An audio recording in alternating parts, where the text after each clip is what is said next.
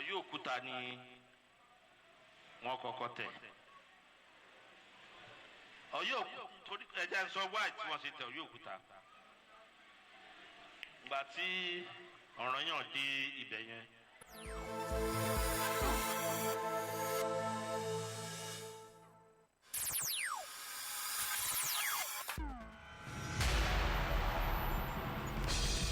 ọdọọdún làárọ̀ ogbó ọdọọdún làárọ̀ wùsà ọdọọdún làárọ̀ obì lórí àtẹ bọ́dún bá ti dún pèrègùn àgbápọ̀ tuntun wọ̀ a kí ọmọọba Adéoyè Owólabí Àbẹ̀fẹ́ Àkàndọ̀rọ̀ Awíkókó ògbóǹtarìgì sọ̀rọ̀sọ̀rọ̀ pèdèpèdè tó méde pètò pegedé ọ̀jọ̀gbọ́n nínú èdè Yorùbá pé ẹ kú ayẹyẹ àjọ̀dún oríkádún 50 ọdún lókè pẹ̀kẹ̀rẹ́ nìkọ́ ẹ sọdún ọdún yìí ẹ ṣe tẹ̀mí nínú owó ọlá àìkú tí ń ṣe bálẹ̀ ọ̀rọ̀ ìyẹn lọ́fà mọ́jọ ọmọlálọ́mí abisujoko ìjà kátàkìtì lóró tọfà ìjàkẹ́ ìjàkàtà ń jà lọ́fà lọ́jọ́sí ó ló sojú ebè ó sojú poro nínú okun ìbá sojú olóko ìbá làwọn ọmọlálọ́mí mórí mo dásà là lápá ìyẹ̀rú ọ̀kẹ́ mórí mo dásà là lọ́bẹ̀ ẹ̀ sì rọ́bà là mí ẹ̀mọ́jọ́ ó dilẹ̀ lápá mi ìjà kátàkìtì lóró tọfà ẹ kú oríire ẹ kú ayọ̀ ẹ kú ayẹyẹ àjọ̀dún oríkádún ẹ ṣe nínú owó ọlá àìkú tí ń ṣe bálẹ̀ ọ̀rọ̀ gbogbo òṣìṣẹ́ Àkàndọ̀rọ̀ Awíkókó broadcasting television ó là kí n pé ẹ sọdún ọdún iná ẹ ṣe tẹ̀lé. tìkòtìkò yéye o tìkòtìkò tìkòtìkò yéye o tìkòtìkò mi yé mi kọyán alẹ́ màá múyán jẹ màá múyán jẹ tán màá wọ ọkọ lọ màá wọ ọkọ lọ tán màá bí méje tán màá jẹ ńgọmọ o tìkòtìkò ńkòtìkò yéye o tìkòtìkò tìkòtìkò yéye o tìkòtìkò bímọ mi kọyán alẹ́ màá múyán jẹ tán màá wọ ọkọ lọ tán màá bí méje tán màá jẹ ńgọmọ o tìkòtìkò. Ọlọ́run nínú àánú ẹ̀yọ́ jẹ́ kí gbogbo abiyamọ ó jèrè ọmọ wọn o èmi tó ṣẹ́gun sí ìtò ní jẹ́ ọbẹ̀ rẹ̀ lágbára Ọlọ́run ẹ̀ ní jẹ́ ń jẹ ọmọ nínú sàréè kì í ṣe ìgbà tẹ́ bá kú tán wọ́n mọ kárákó ọ̀rẹ́ kó ẹbí wá tí wọ́n mọ ta tẹ́ǹtì rẹpẹtẹ gba ọ̀lù olówó ńlá pélére sí àsè rẹpẹtẹ irọ́ ojú ayé yín ọwọ́ yín lẹ́ẹ̀ fi gbẹ̀tọ́ yín ojú ayé yín lẹ́ẹ̀ ti jẹ̀gbádùn ayé Àkàndọ̀rọ̀ Awíkókó ló kọ́ mi Àjàó Àrò ni mi Awíkókó aṣọ lójú ọlọ́rọ̀ bọ́lọ́rọ̀ bá gbọ́ màmá pé kí ni baba ńlá baba ọlọ́rọ̀ ṣe mo tún kí nínú ilé mo kí lẹ́dẹ̀ yìí mo kí níbikíbi tẹ́ ẹ ti láǹfààní láti máa wò mí láti máa gbọ́ mi jákèjádò àgbáyé ibi ò ní ṣẹlẹ̀ lọ́ọ̀dẹ̀ yín ìbànújẹ́ ò ní kàn yín ojú àṣà ìrẹ́bi tàwòdì rọrùn ojú yín ò ní rẹ́bi ojú yín ò ní rọrùn láṣẹ Èdùmàrè àtẹ̀mí àtẹ̀yìn kájọ máa fa ìkú dẹ́gbẹ́ra ìdí ni pé ẹni máa kú á dàgbà ẹni bá dàgbà yóò dògbó àtẹ̀mí àtẹ̀yìn á dàgbà á dògbó àní dàgbà àyà lásán á dàgbà á ní tágbà á ní torí pé àgbà tí ń fọ́ níkà láì lówó lọ́wọ́ kò sí nǹkan méjì o àpò ajá ní ń gbó torí pé bá a bá lówó lẹ́nu ẹni tọrọ láwùjọ owó tá a sì nílò nílé ayé wa kì í sowó tó pọ̀ jù kò dìgbà téèyàn bá di tírílọ́níà tó dé bílọ́níà bíi Dangote káṣírí ẹ̀dá ó bò kọ́nà àti bùkèlè kọ́mọ̀ nira Ọlọ́run ṣe ń rọrùn fún gbogbo wa lẹ́ẹ̀kan sí ìmọ̀kín pẹ̀tún káàbọ̀ sí àkọ́tún ètò inú mi dùn wípé ọ̀pọ̀lọpọ̀ àwọn èèyàn ni ò rí mi gẹ́gẹ́ bí aláṣejù wọ́n mọ̀ wípé alágbẹ̀dẹ mi ti ń lorin lójú kan àmì bẹ́ẹ̀nbẹ́ẹ̀ ni níbi tá a rúkú tì sí náà ni ẹja fàbọ̀ sí ọ̀rọ̀ kínú ìwé kọ́bọ̀ ìdí tán fi ń pè ní ìwé kọ́bọ̀ ni pé ó lè mọ́ jù lẹ́kẹ́tì lọ bí ata tíntìní ti sọkò ojú ṣùgbọ́n tó kó sínú a máa pọ̀ lápọ̀ a máa pọ̀ dáadáa tẹ́ bá wò dáadáa ẹ rí i pé gbogbo ń tá ń gbé yẹ̀wò yìí ń tá ń fagùn yìí ìṣẹ́jú 23 mọ̀ ni o gbogbo fídíò tí ń bẹ lọ́wọ́ mi ìṣẹ́jú 23 mọ̀ ni o àmọ́ ti yọ apá kínní àti yọ apá kejì àti yọ apá kẹta apá kẹrin la fẹ́ ṣe yìí nínú ọ̀rọ̀ tí ọ̀kẹ́rẹ́ ti Ṣaki mọ̀ sọ náà ni o mo ní kẹ́ mú kàlẹ́ tó kẹ́ mú tọmọ ẹ wá nǹkan fi délé ẹ̀já jọ gbádùn ọ̀rọ̀ yìí síwájú níwọ̀n bá sí ṣé ẹ gbàgbé nbí tá a bọ́rọ̀ dé òun náà ni wípé ìbàrùbá ni ìyá Ọ̀rànmíyàn ẹ má jẹ́ kó jẹ́nu mi lẹ́ẹ̀tì gba ẹ lọ́lọ́kùnrin ó ti mú oògùn ẹ jẹ́ kí ọlọ́kùnrin fúnra rẹ̀ kó fa ẹnu ara ẹ̀ mú oògùn ẹ já gbọ́rọ̀ tí bàbá wa Ọ̀kẹ́rẹ́ ti Ṣaki tí wọ́n sọ ká tó wá sọ gbólóhùn kan tàbí méjì lórí ẹ̀ àánú Olódùmarè ò ní fi sílẹ̀ mo kí n pẹ́ kú kàlẹ́ lẹ́ẹ̀kan sí mi fẹ́ ká lu àmì fàágùn ni. ẹ lọ rìsáàcì nǹkan tí mo sọ yìí ó wà lọ bàrò tí kábíyèsí ẹ lọ rìsáàcì nǹkan tí mo sọ yìí ó wà lọ bàròtún. Ọ̀yọ́ ń tẹ ìlú káàkiri ni.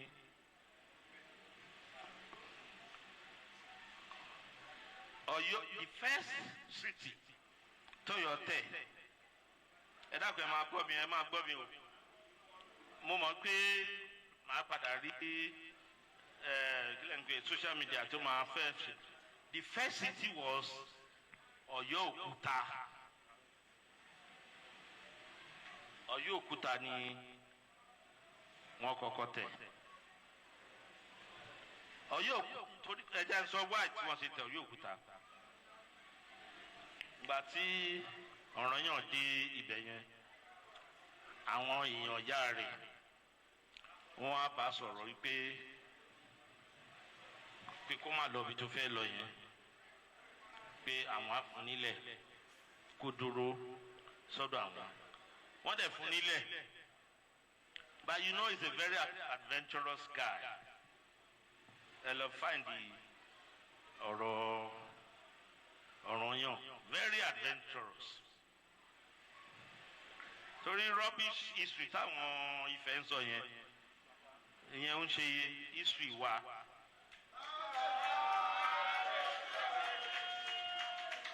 It's not our history. Oòduà, Lámúrúdù, wọn ọ̀rọ̀ látàrí lọ́tọ̀ọ̀run níbo wọ́n ti rọ̀. Rubbish history. So, ìgbà tó dé. Now let me stand. Thank you. Why should I stand where you are seated? And I'm standing again. Let that, I'm standing again.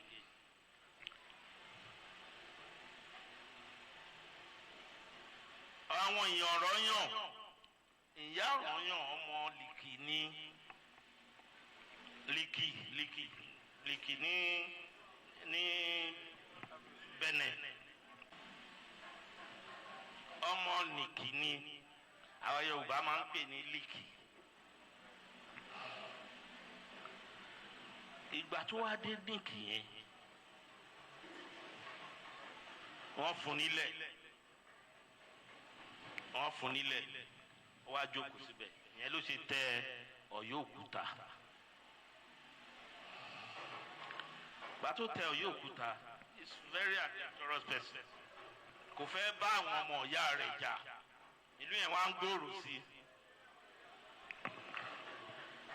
Ìgbòho, ìgbà tí ìlú yẹn ń gbòòrò sí, kò dẹ̀ fẹ́ bá àwọn ìyá rẹ̀ jà. Ó ń láti move kúrò ń bẹ̀. After ìgbà tó move ló lọ tẹ Ìgbòho. Ìgbòho, I don't care, you have your own history. Any history, but history ti wá. Ohun tó sọ fún wa ni pé ìgbà tó kúrò ní Níkì, ó wá lọ tẹ Ọ̀yọ́ Ìgbòho. Ẹ ṣé o, ẹ káàbọ̀ padà. Tẹ́ bá gbọ́ nínú ọ̀rọ̀ tí bàbá wa Ọ̀kẹ́rẹ́ ti Ṣakí sọ, wọ́n ní Ọ̀yọ́ ń tẹ ìlú káàkiri ni. Mo wá ní kí n béèrè wípé kí nìdí tí Ọ̀yọ́ fi máa tẹ̀lú káàkiri? Ṣé àwọn ń bá wọn tẹ̀lú ni? Wọ́n bá ti tẹ̀lú kan dó, bóyá tó ń bá ti kó ìyànjọ́ ń bẹ̀, àwọn tó fẹ́ gbà lóyún wá sanwó fún wọn, wọ́n wá dìde ń bẹ̀, wọ́n lọ tẹ bòmíìdó. Bẹ́ẹ̀ ni tá ń parọ́ fún ọ̀bá mọ̀, ẹni tí ń parọ́ gan mọ̀ pé irọ́ lòun pa. Kì wá ṣe pé bàbá wa Ọ̀kẹ́rẹ́ Ṣakí, kì í ṣe pé wọ́n ń parọ́ nìkan. Bàbá yẹ ọmọ nǹkan kan nínú ìtàn pàápàá. Ẹ pé mi Àkàndá lèmi sọ bẹ́ẹ̀. Ń gbé kábíyèsí Ọ̀kẹ́rẹ́ ti Ṣakí o, àtàmọ́ ni wọ́n mú màtàmọ́, rádaràda ni wọ́n ń sọ lẹ́nu bí aláìsàn tó lómi ẹja korò. Ọ̀rọ̀ tí ó yẹ ká bá lẹ́nu àgbà, ẹ ti rí nísìn, tẹ́mi Àkàndá bá sọ wípé ọ̀pọ̀ nínú àwọn tó jọba lé wa lórí ní ọmọ tàn. Wọn mọ nǹkan kan rárá. Ńgbà téèyàn bá sọ wípé Ọ̀yọ́ ń tẹ̀lú káàkiri ni, ṣé bí nǹkan kan ní máa ń ṣìyàn bì kan kó tó di pé yóò lọ bì kan. Kọ́nà mi yóò tó kó ń lé Ifẹ̀, ó ní tó ta nídìí pa kó tó lọ síbi tí ń lọ. According to ìtàn, ogun ló fẹ́ lọ gbé bájà wọn Bàrìbà. Ogun ló fẹ́ lọ gbé jà wọn nílẹ̀ Tápà. Kan tó sọ fún un pé mọ́kànlá àwọn èèyàn yìí o, wọ́n dọ́dọ̀ wọn o jagunjagun làwọn o ò lè ṣẹ́gun wọn o. now ńgbà tó wá dénú pé bíbẹ̀ wọn ti fún ìyàwó bíbẹ̀ wọn ti fún lẹ̀ kábíyèsí ọ̀kẹ́rẹ́ ní onítẹ̀dé òun ní aláàfin ló nílẹ̀ láti kinní kan dé Sókótó màá proof ẹ̀ fún wọn wípé aláàfin ò nílẹ̀ láti bìyàn kan sí bìyàn kan gbogbo ibi táláàfin ti dúró wọn fún un nílẹ̀ ni gbogbo ẹ̀yin tẹ́ máa ń sọ pé tolúwa nílẹ̀ tolúwa nílẹ̀ tolúwa nílẹ̀ àti ẹ̀kún rẹ̀ àwọn èèyàn kan ló nílẹ̀ àwọn tó kọ́kọ́ débì kan àwọn tó kọ́kọ́ occupy ẹ̀ tí wọ́n wò pé tán wọ̀ tún tán wò sí tí wọ́n ò gbúrò èèyàn kankan tí wọ́n dúró síbẹ̀ àwọn ni wọ́n níbẹ̀ wọn ẹni tó tẹ Òṣogbo dó ló nílé Òṣogbo ẹ̀ ń tẹ Ọ̀tàn Ayégbájú dó ńlọ ní Ọ̀tàn Ayégbájú ẹ̀ ń tẹ Tẹdé dó ńlọ ní Tẹdé ẹ̀ ń tẹ Ìgbòho dó ló ní Ìgbòho ẹ̀ ń tọ̀yọ́ dó ló lọ́yọ́ ṣùgbọ́n káwọn kan ó tó dé àwọn kan ti wà níbì kan àwọn tó dé òun ni wọ́n wá béèrè lọ́wọ́ onílẹ̀ torí pé àjòjì ò lè mọ̀ lúrìn bí onílùú Yorùbá lájòjì tó wọlé tí ń tẹ̀lẹ̀ tó wọ̀lú tí ń tẹ̀lẹ̀ lódì òdì ni wọ́n mọ̀ tẹ̀lẹ̀ kò ní mọ̀ bí agbẹ́sẹ̀ sí kò mọ̀ tún kò mọ̀ sí kò mọ̀ fún kò mọ̀ gbè kò mọ̀ bí alọ kọ̀mẹ́ntà lọ bá a pàtàn fún ọba wa Ọ̀kẹ́rẹ́ ti Ṣakí lónìí àárọ̀ wọn ń tàn náà ẹja ṣe ń ṣiṣẹ́ tẹ̀lé bí wọ́n ṣe sọ gangan wọ́n ní Ọ̀yọ́ ń tẹ ìlú káàkiri ni sáà kábíyèsí kádé ọpẹ́ lórí o Ọ̀yọ́ ò tẹ ìlú káàkiri ogun ló ń ṣí Ọ̀yọ́ káàkiri ogun ló fọ́n Ọ̀yọ́ ká Ọ̀yọ́ ò tẹ ìlú káàkiri wọ́n wá ní first city tí Ọ̀yọ́ tẹ Ọ̀yọ́ Òkúta ni wọ́n lọ́yọ́ Òkúta lọ́yọ́ kọ́kọ́ tẹ̀ kí ló ṣe wọ́n tí wọ́n fi tẹ Ọ̀yọ́ Òkúta dó wọ́n nídìí òkúta ni àbókúta ń jẹ wọ́n yà bí wọ́n fẹ́ sọ̀kò ọ̀dà ẹ̀ wá ní Ọ̀yọ́ Òkúta ni ìgbà tí Ọ̀rànmíyàn dé ibẹ̀ yẹn àwọn èèyàn ya rẹ̀ wá bá sọ̀rọ̀ pé kó má lọ bí tó fẹ́ lọ so dídé tí Ọ̀yọ́ because according to ńgbà tí èmi sọ̀tàn jò ní wípé Ògún ni bàbá Ọ̀rànmíyàn ọmọ bàrùbá tí wọ́n mú lójú ogun nìyá rẹ̀ ìyẹn túmọ̀ sí pé n tó mú Ọ̀rànmíyàn dórí kọbẹ̀ ọgbọ́tàn ọmọ ibi tí yóò ti wá because according to ìyá rẹ̀ tẹ̀lé ńgbà tí ń lọ yes ìyá rẹ̀ tẹ̀lé lẹ́yìn ńgbà tí ń lọ gẹ́gẹ́ bí àrọ́bàtàn ṣe fílẹ̀ ó túmọ̀ sí pé possibly ìyá rẹ̀ lè mọ̀nà sílé ń ló fi jẹ́ pé ọ̀nà bàrìbá ló dorí kọ because kẹ́yìn ó tó gbéra láti yàn yà fẹ̀ máa lọ dé yàn yà jẹ́bà kọjá jẹ́bà kọjá lọ ní kọjá jẹ́bà kọjá ọ̀fà kọjá jẹ́bà kó tó wá lọ rèé dúró kó wá súnmọ́ river kó súnmọ́ Niger kó tó wá dúró ó túmọ̀ sí pé ó níbi tó ń gangan ń lọ tẹ́lẹ̀ ní ṣe pé láti tẹ̀lúdó ń ló fi rìn tó bẹ́ẹ̀ as far as I'm concerned láyé ẹjọ́ òun ń tọ́ bá mú ọ tó fi rìnrìn ọjọ́ kan súlẹ̀ ó ti rìn jìnnà síbi tó ti ń bọ̀ tó bá rìnrìn ọjọ́ méjì ó ti rìn jìnnà gan síbi tó ti ń bọ̀ ìrìn àjò láti Ilé Ifẹ̀ síbi tí wọ́n ń pè ní Bọ̀gú sínú pé kò gbọ́dọ̀ jẹ́ rìn àjò ọ̀sẹ̀ kan ó túmọ̀ sí pé wọ́n níbi tí wọ́n ń lọ ni wọ́n ṣe kárẹ̀ lójú ọ̀nà náà ṣe dúró lójú ọ̀nà torí pé ìlú ò tí ì pọ̀ láyé ìgbà náà à ń sọ̀rọ̀ nípa 300 now káwá sọ wípé àwọn èèyàn ya rẹ̀ gẹ́gẹ́ bí bàbá wọ Ọ̀kẹ́rẹ́ ṣe sọ wọ́n wá bá sọ̀rọ̀ pé kọ́mọ̀ lọ bí tó fẹ́ lọ àwọn ò fún nílẹ̀ kó dúró sọ́dọ̀ àwọn wọ́n dẹ̀ fún nílẹ̀ but you know he's an adventurous guy wọ́n pọ̀ Ọ̀rànmíyàn ní guy Ọ̀kẹ́rẹ́ Ṣakí ń pọ̀ Ọ̀rànmíyàn ní guy he's an adventurous guy so bẹ́ẹ̀ yẹn bá wà adventurous ńlọ ní kó ṣiṣẹ́ ibì kan kọ́ mọ́ jẹ́ kó tún máa lọ síbòmí ọ̀rọ̀ dàbí ìgbà téèyàn bá lọ móko ẹ̀gàn tó sanko tó kúngbó tó kogi tó gbin ọ̀gbìn tí ọ̀gbìn rẹ̀ wá bẹ̀rẹ̀ sí í dàgbà tó wá kú ńbẹ̀ tó filẹ̀ bẹ̀ tó wá lọ mẹ́gàn mi kì í ṣe pé ó wá láti ibi tó lọ wàá bójú tẹ́lẹ̀ tó filẹ̀ ó ti filẹ̀ ní tiẹ̀ ó ti gbàgbé ẹ̀ síbẹ̀ nu ó tún lọ mẹ́gàn míì ó tún dáko ó tún kúngbó ó tún kogi ó tún gbìn nǹkan bẹ̀ nǹkan náà tún dàgbà èrè fẹ́ dé ó tún kú omi ó tún lọ bò mí bí bá sọ pé èèyàn ń tẹ̀lú dó káàkiri gẹ́gẹ́ bẹ́ẹ̀ ló ṣe rí sọ pọ́sibù bẹ́ẹ̀ sà kábíyèsí bàbá wọ ọ̀kẹ́rẹ́ sọ̀rọ̀ ọ̀rùn bẹ́ẹ̀ ìbéèrè ni o now ẹ wá ní ńgbà tẹ́ fẹ́ bọ̀rọ̀ jẹ́ ẹ wá nítorí rubbish history táwọn Ifẹ̀ ń sọ yẹn can you just imagine ànọ́bá o ńgbà tẹ́ wá sọ bẹ́ẹ̀ inú mi wá dùn torí pé ẹ̀ déédéé sọ torí pé ràn yín ọ̀tán máa ń fẹ̀ ńlẹ̀ ṣe ní god láti sọ bẹ́ẹ̀ ẹ wá gbọ́ o ìdí tẹ́ fi sọ ni o ẹ wá ní ìyẹn ò kì í ṣe history wa ìyẹn ò kì í ṣe history wa wọn gbogbo àwọn èèyàn tó wà ń bẹ̀ wá hó torí páwọn náà kò ń ṣe history wọn ìsọmọfẹ̀ wọn ò tán mọ́fẹ̀ nígbà tẹ́ ẹ níyàn ò kì í ṣe history wa mo kọ́ béèrè gbẹ̀yìn mélòó ìbàrúbálẹ̀ yìí ẹ̀ ìsọmọfẹ̀ ẹ̀ tán mọ́fẹ̀ so bó ló ṣe máa jẹ́ history yín eléyìí máa fi ẹsẹ̀ múlẹ̀ pẹ̀lú àwọn tí ń bá mi jiyàn tàbí bá mi jà lórí ọ̀rọ̀ tí mo sọ wípé ìbàrìbá lọ́yọ̀ọ́ ọ̀yọ́ ní ìbàrìbá lọ́pọ̀ lọ́yọ̀ọ́ nísìn ọ̀pọ̀ náà àwọn ọ̀yọ́ mèsì let me say it ọ̀pọ̀ náà àwọn ọ̀yọ́ mèsì initially ìbàrìbá ni wọ́n tápà ni wọ́n torí pé àwọn ló nílẹ̀ wọn ò lè filẹ̀ àtàṣẹ́lẹ̀ fẹ̀ǹtàn fún nílẹ̀ ní tí wọ́n ń pè ní kàbá ó ti wà látàyé àwọn baba ńlá baba wa àwọn ọ̀yọ́mèsì ní kàbá ìjọba aláàfin ìjọba ọlọ́yọ̀ọ́ ọ̀yọ́mèsì ní kàbá àwọn ló decide ti ń lọ láàrin ìlú ọba tán bá ní kó lọ sígbà wà wò ó lọ sí wò náà nu kò ní jà wọ́n yàn yóò lọ parẹ́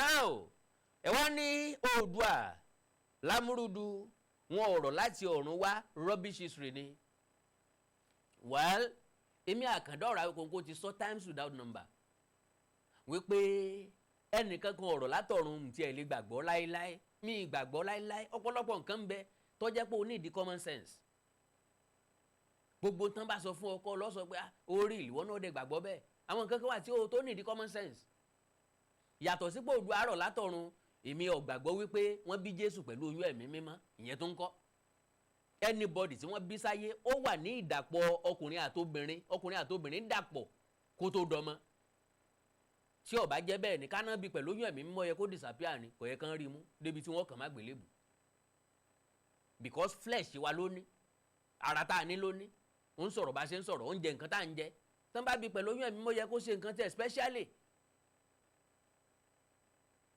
kan fẹ́ kì kó dẹ̀ disappear because kò yẹ kó jẹ́ ara wa spirit ló yẹ kó wọ́n jẹ́ so ìyẹn láti buttress ọ̀rọ̀ yín pé Ọ̀rànmíyàn àbí Odùduwà ẹnìkan kò tẹ̀ wọ́n rọ̀ wọ́n bí wọn bí ìgbà téèyàn bímọ ni kò sẹ́ńtọ́ kàn mọ̀ ìyá Odùduwà kò dẹ̀ sẹ́ńtọ́ mọ bàbá ẹ̀ torí pọ́jọ́ ti pẹ́ ìgbà tá a bá wá ń sọ eléyìí o how much more ti Jésù tẹ wá ń preach lónìí tẹ wá ń sọ̀tẹ̀ ta ló mọ̀ tẹ̀ ta ló ń sọ̀tẹ̀ ibẹ̀ yẹn kọ́ là ń lọ jàre ẹ̀ wá ní let me stand Ọ̀kẹ́rẹ́ mú máìkì dání o ó ń sọ bẹ́ẹ̀ o let me stand ó tún wá kọjú sí Aláàfin àwọn èèyàn ń bi mí pé why should I stand when you are seated and I am standing again wọ́n rọ́bìṣì ipò Aláàfin nìyẹn wọ́n upgrade ipò Ọ̀kẹ́rẹ́ nìyẹn wípé ìbí òjù bí bá ṣe bẹ̀rù labọ́ mọ́ wọ́n ti equalize ẹ̀yin méjèèjì to the best of my understanding gbogbo àwọn tó tẹ̀lé Aláàfin lọ sóde yẹn wẹ́ òkú tí ì ṣe tẹ́ni ọjọ́ tó fọ́ o kò sí nínú wọn tó láròjinlẹ̀ kò sí nínú wọn tó lọ́gbọ́n àtinúdá kò sí nínú wọn tó mọ̀tàn kò sí nínú wọn tó lẹ́kọ̀ọ́ ìjìnlẹ̀ n bá jẹ́ kan náà àwọn tó tẹ̀lé Aláàfin ń sọ sálàfin létí rọ́bìṣì wọn sọ fún yìí òkè ìṣẹ̀lẹ̀ ìtẹ́ tó ń mérí sí i o because Aláàfin gan ó ń consent sí ó ń mérí sí i wọ́n ń fọkàn bá tàn yẹn lọ wọ́n ń fọkàn bá àjàsọ àsomọ́ ìtàn tí ò lórí tí ò nídìí ìyẹn kan waste time ọ̀pọ̀lọpọ̀ àwọn èèyàn ń bẹ lórí ìdúró ń bẹ ó nìkan kọ́ ni mo ń ṣe bẹ́ẹ̀ Ọ̀kẹ́rẹ́ Ṣakí nìkan kọ́ ló yẹ kó ṣe bẹ́ẹ̀, kọ́ ni máa ń ṣe bẹ́ẹ̀. Ọ̀pọ̀lọpọ̀ àwọn èèyàn bẹ́ẹ̀ bá ní kán sọ̀rọ̀, bá fún ẹ fi microphone sí wọn lọ́wọ́, n tí ò nídìí ni wọ́n máa sọ. Torí pé wọn ò l'opportunity láti di máìkì mórí. Tọ́wọ́ wọn bá ti wá bàbá yìí, wọ́n máa réèkì lọ́ntì wọn ni, wọ́n máa réèkì lọ́ntì wọn ni, wọ́n máa réèkì lọ́ntì wọn ni. Well, pápápá now bó o bá fẹ́ dúró níwájú Aláàfin, Aláàfin lè jókòó gẹ́gẹ́ bí àgbà ọba. Kì í ṣe ń tó yẹ kí Ọ̀kẹ́rẹ́ Ṣakí ó sọ jáde. Let me stand. Ó sì ti tán bẹ̀ náà nù, dẹ̀ máa bọ́rọ̀ ẹ lọ. Because ó tàbùkù Aláàfin lórí ìjókòó ń bẹ̀. Wá ní ìyá Ọranyan ọmọ Nìkì ni. Nìkì táwa Yorùbá ń pè ní Líkì.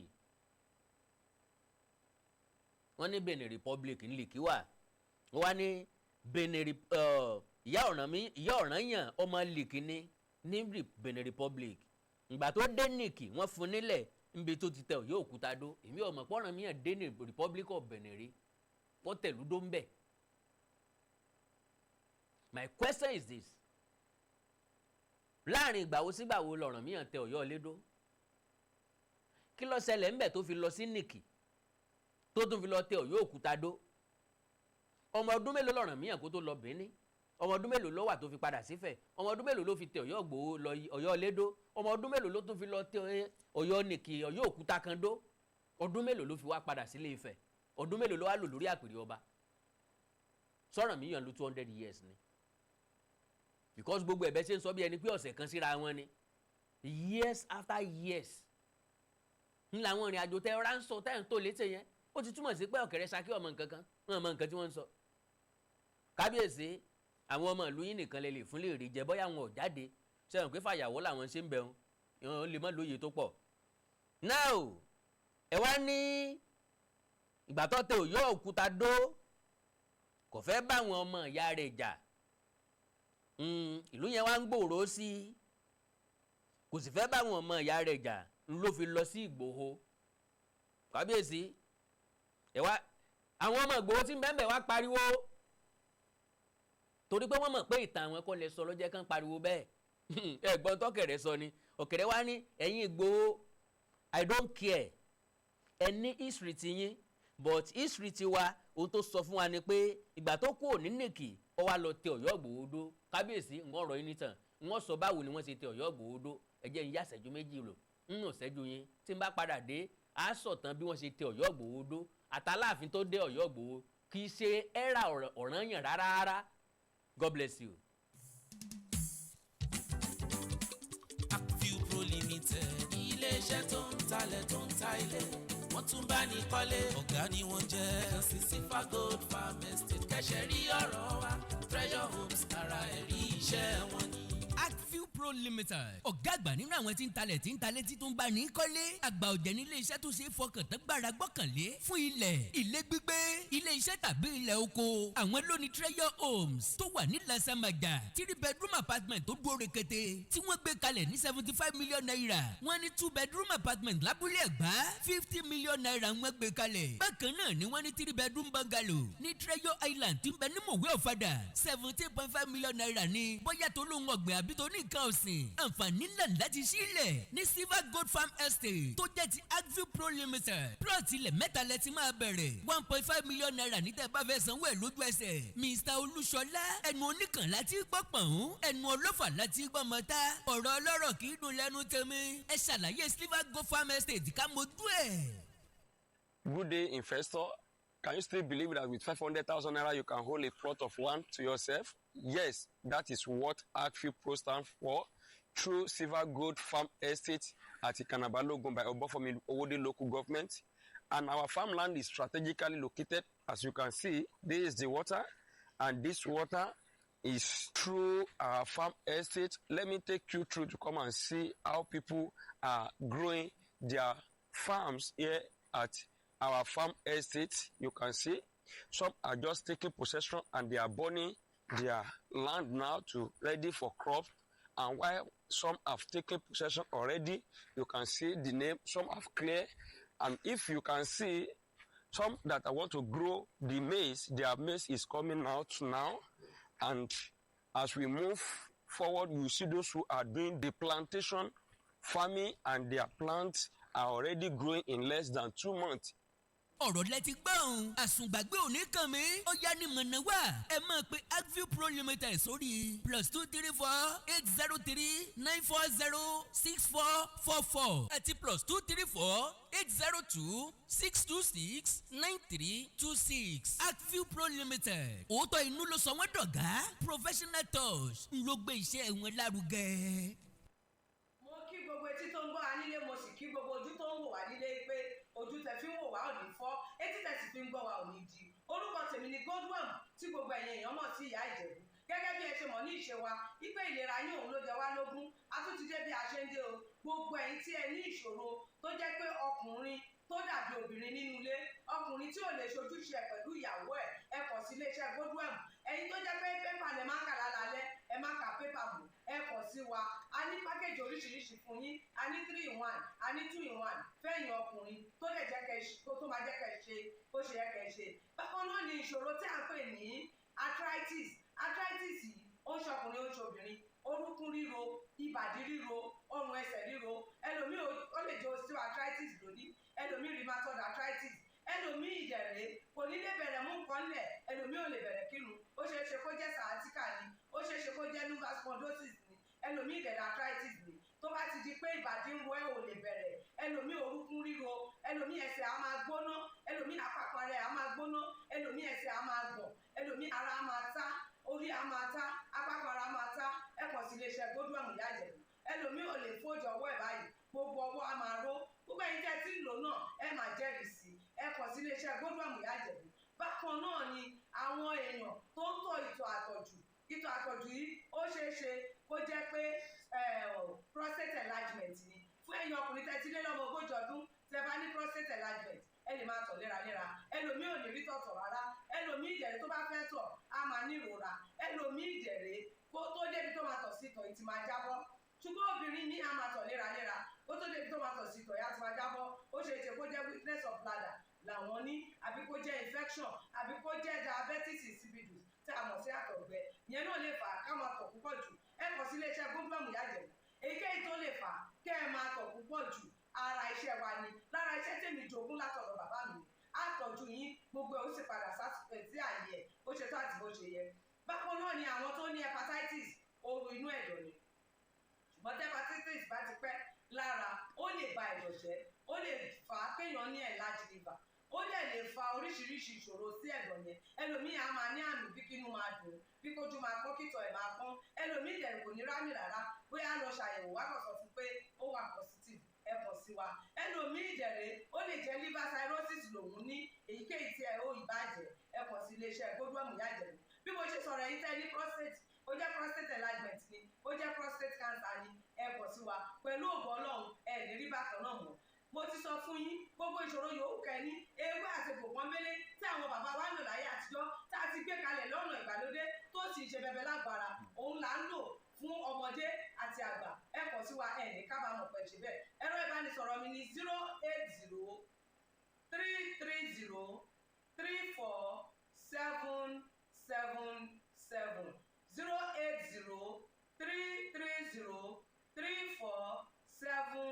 3477 ẹ bá wà lamẹ́ríkà kẹ́ ẹ wà ní Spain kẹ́ ẹ wà ní UK ibikíbi tí ẹ bá wà ó jẹ́ Canada ni ó lè jẹ́ Port Harcourt ni ó jẹ́ Abuja ni ibikíbi tí ẹ bá wà ẹ kàn sí iléeṣẹ́ Godwin ìyá Ìjẹ̀bú ẹ bá mi sọ̀rọ̀ lórí WhatsApp ẹ lè pè mí ẹ lè fi voice note lẹ̀ ẹ lè fi message lẹ̀ lórí WhatsApp máa dá yín lóhùn ó ṣe tó àti bó ṣe yẹ gbogbo ibi tí ẹ bá wà lè gbòógì wá máa dé ẹ sì ní kábàámọ̀ pé ẹ kàn sí iléeṣẹ́ Godwin ìyá Ìjẹ̀bú ẹlòmíì apákan ara ẹ̀ á máa kú kí ló fà tápákan ara fi ń kú ẹ kàn sí wa ẹ máa mọ̀ ẹlòmíì ọmọ àdédé máa steve ẹlòmíì àyà ló máa dùn ẹlòmíì ẹ̀gbẹ́ ló máa dùn ẹlòmíì á máa wúkọ́ ó lè wúkọ́ kókó ti wà lẹ́nu ẹ̀ tipẹ́tipẹ́ tí ò sì ní lọ ẹlòmíì ìdẹ̀rẹ̀ ó máa ní ìṣòro àti breathe in oxygen breathe out carbon dioxide àwa máa ní ìṣòro á máa ní kàtà ń gbogbo ìgbà kí ló ń fà ó ṣeé ṣe kó jẹ́ asthma ni ó ṣeé ṣe kó jẹ́ bronchitis ó lè ṣeé ṣe kó jẹ́ pneumonia cough ìwọ ní tó bá ti kàn sí wa èyí tó bá jẹ́ nú ẹ̀ ló máa determine irú egbògi tá a lè kẹ́ra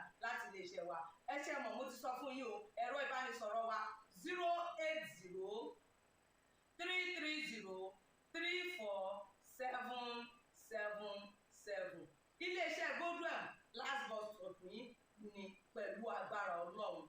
Remember, if it is not Godwin, it can never be like Godwin. I used to tell you, health is something to be treasured. Ire o. Ẹ káàbọ̀ padà. Now, ṣe gbọ́ ọ̀rọ̀ tí bàbá wa Ọ̀kẹ́rẹ́ ti Ṣakí sọ. Wọ́n ní ìgbà tí Ọranyan kò ní nìkì ńlọ tẹ Ìgbòho dó. Àwa láǹfààní àti sọ fún ọ wípé Ọranyan kọ́ lọ tẹ Ìgbòho dó. Distance tí wọ́n fi tẹ Ìgbòho dó sásìkò Ọ̀rànmíyàn ọ̀pọ̀ gan-an.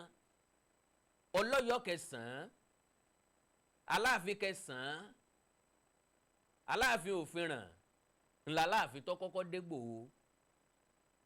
Bóò l'Aláàfin ṣe dégbòho. Tí n bá ní kí n tẹnubọ̀ wé tàn kí n tẹnubọ̀ tàn ilé òsù ilé ọmọ. Ṣùgbọ́n ńgbà mo wojú aago mi mo rí pé a kò ti lọ níwọ̀nba. Ẹ̀já fi lẹ́yìn ṣe apá kẹrin, apá karùn-ún, apá kẹrin lélẹ́yìí. Ẹ̀já fi lẹ́yìn ṣe apá karùn-ún. Ìṣubú Ọ̀yọ́, Ìṣubú Ọ̀yọ́ ni o. Ẹ̀já fi sapá karùn-ún pẹ̀lú ògo Ọlọ́run. Ẹ má bínú, a kò ní ọ̀bẹ nìkan kan sọ̀rí ara. Ẹ like ẹ follow page mi lórí Facebook Awikonko TV. Ẹ subscribe sí YouTube channel mi Awikonko TV. Ẹni nǹkan pàtàkì tẹ́ fẹ́ kájọ sọ, ẹ já sọ lórí WhatsApp +234 904 851 9362 +234 904 851 9362. Mo rí kinní kan nísìn lórí ní comment section ọ̀gbẹ́ni kan Ahmed Adérẹ̀mí ó ní ọjọ́ ikú rẹ̀ ń súnmọ́ etílé ìwọ ọmọ olè yìí àríjẹ nídìí mọ̀dàrú Awíkonko ọwọ́ yóò tẹ̀ ọ́ láìpẹ́. Mo ní kí n bá ń fi síbẹ̀ ni o. So ọ̀rọ̀ jẹ jáde lórí ẹ̀ padà ẹ má wọ́ọ̀rì. God bless you. Lẹ́ẹ̀kan sí ẹ like ẹ follow page mi lórí Facebook Awikonko TV, ẹ subscribe sí YouTube channel mi Awikonko TV. Ẹ wá ní nǹkan pàtàkì tẹ́ fẹ́ kájọ sọ ẹ já sọ lórí WhatsApp +234 904 851 9362. Èdè àti àṣà ilẹ̀ káàrọ̀ òjìrè òní wọmi, orílẹ̀-èdè ilẹ̀ káàrọ̀ òjìrè òní dàrú, ìlú ẹnì kọ̀ọ̀kan wa yóò tòrò mẹ́nimẹ́ni àjò wa ṣe o. Ẹwà orúkọ tí wọ́n fi ránṣẹ́ yìí ta lójú ń pọ́n. Ìlú Ìlọ́rọ̀ mo fẹ́ kó dẹrù túwẹ́túwẹ́.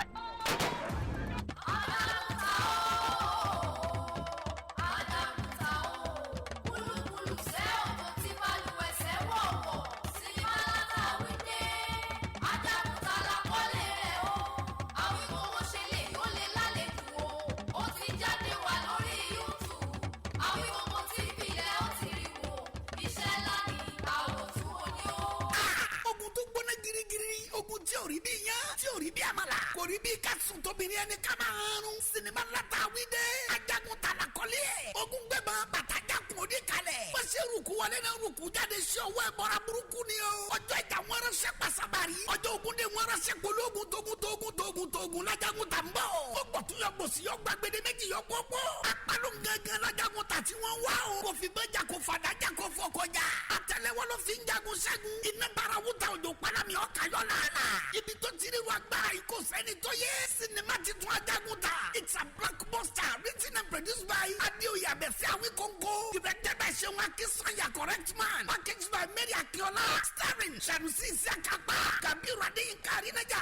Ralph Níyì. Délé Fágbóyọ̀. Adéwálé Alébíoṣù. Ọláìdé Àjàní Àtòríbẹ̀wù. Támátiyé. Eléjìgbò. Abẹ́ni Ẹ̀rọ. Adéoyè Abẹ́fẹ́ Awíkonko fúnra ẹ̀. Mary Akíọ́lá àti bẹ́ẹ̀ bẹ́ẹ̀ lọ. Nínú sinimá náà ìta àgbàkọ́lé ẹ̀ ní ajagun ta. Subtitled in English. Tragic comedy ni. Bó ṣe gbóná girigiri tó gbé ọkàn sókè róró bẹ́ẹ̀ ló ń panilẹ́rìn Onítànkitàn. Sinimá ti tún ajagun ta. Now showing on YouTube. Ẹ click sórí Awikonko TV kẹrin ìrànwọ́. Ajagun ta ni o. Àwòtúnwò ni ẹ gbà bẹ́ẹ̀.